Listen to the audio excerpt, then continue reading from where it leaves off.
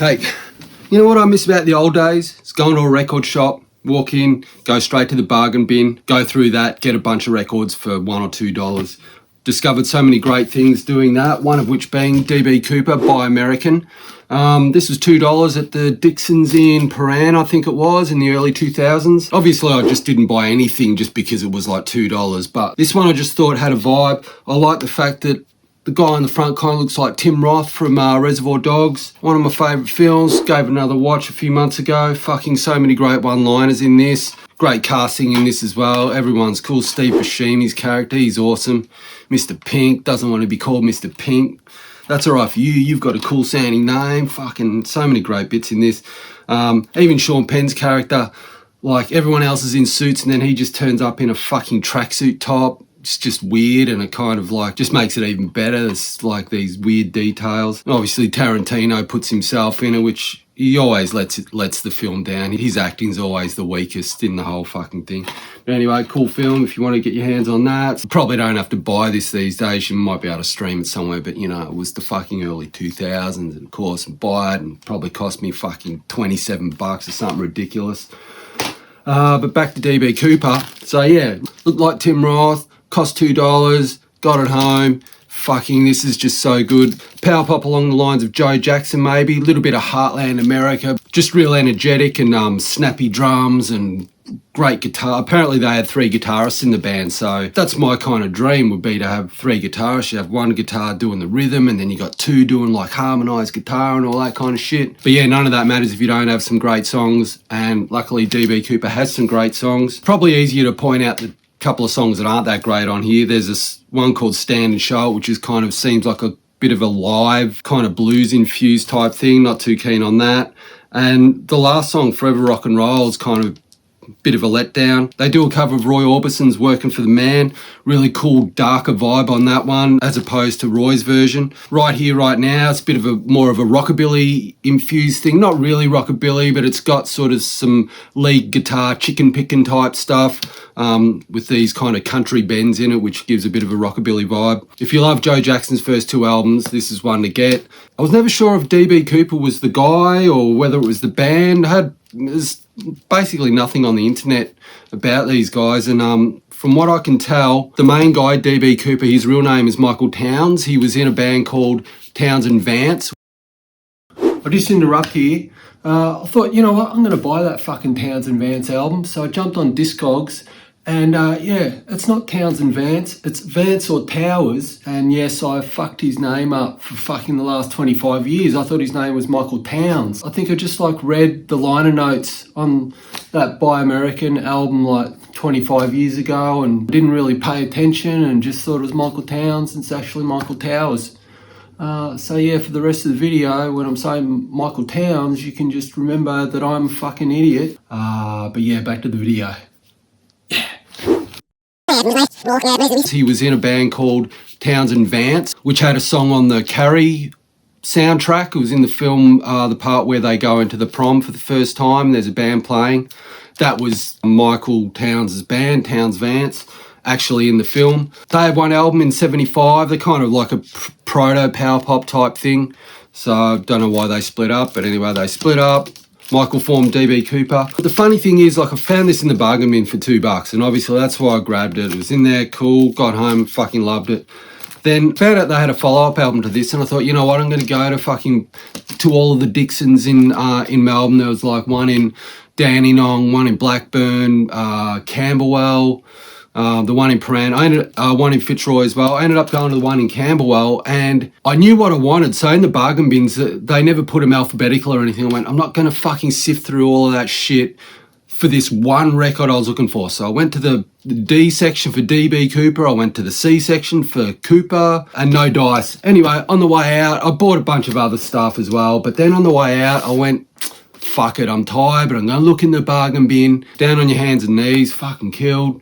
And then fuck me dead if in the first fucking crate, the follow-up Dangerous Curves was in there fucking for $1. Still in the shrink wrap. I don't know whether you can see that. It's probably reflecting like shit.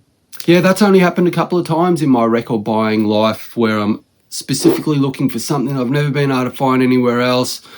And then it's just been in the bargain bin. Fucking just love those serendipitous moments that used to happen when I'd like regularly go crate digging. Don't really do that anymore because the bargain bin is now full of like $10 records, and what the fuck, my wage hasn't gone up 10 times since fucking 2000, that's for sure. When I got home with this one, chucked it on, and this is actually even better than the first one. There's a little bit more of a Tom Petty vibe creeping in, maybe a bit Springsteen-ish, but still like a power pop vibe.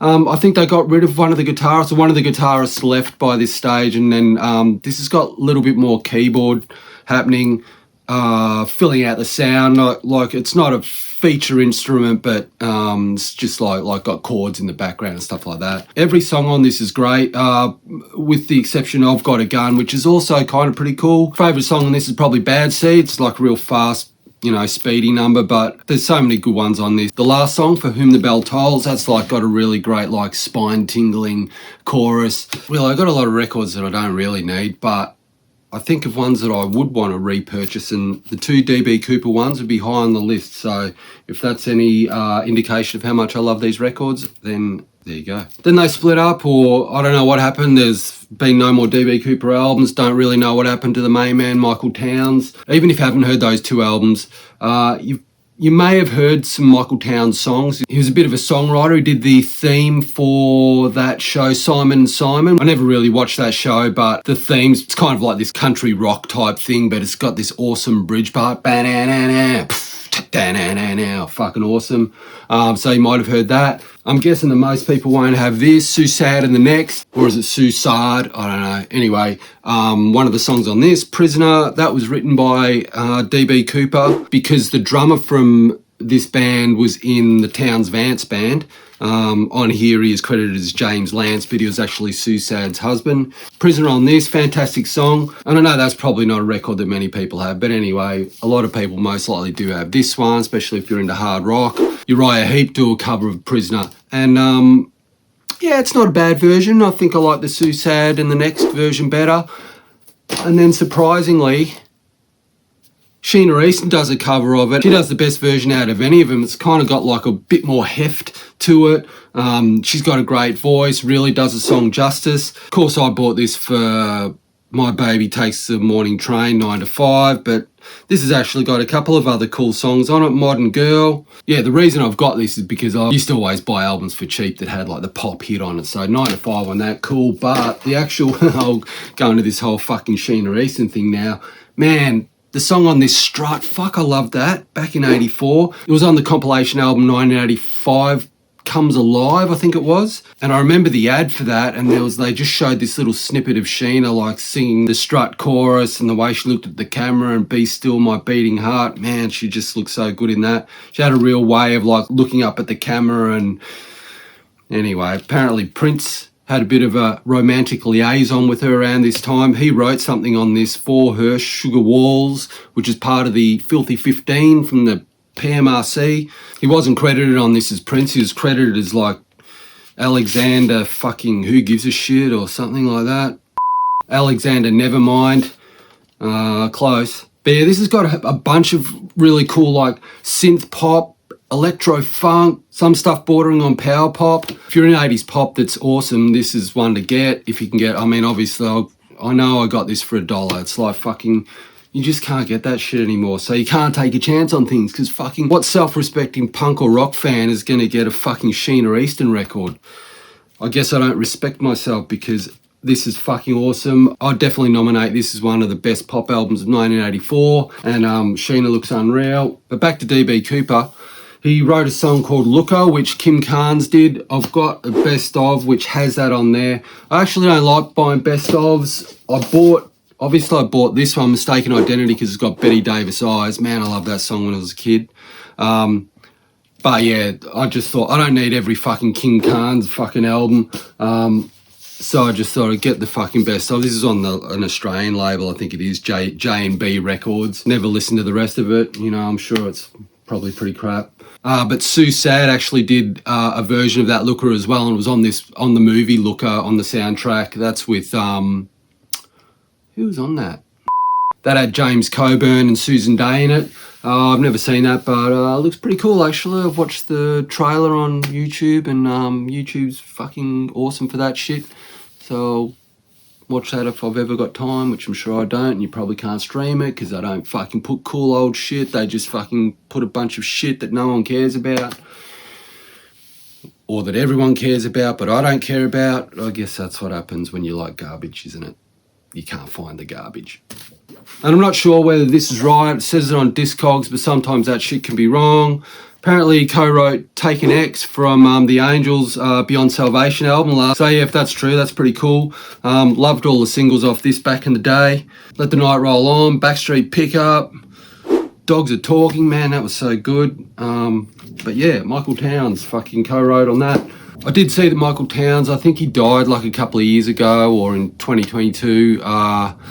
But don't really know anything else that he did. If anyone's got any info, like put it in the comments. Yeah, because I like to know shit about people that I fucking really like their records. Bye.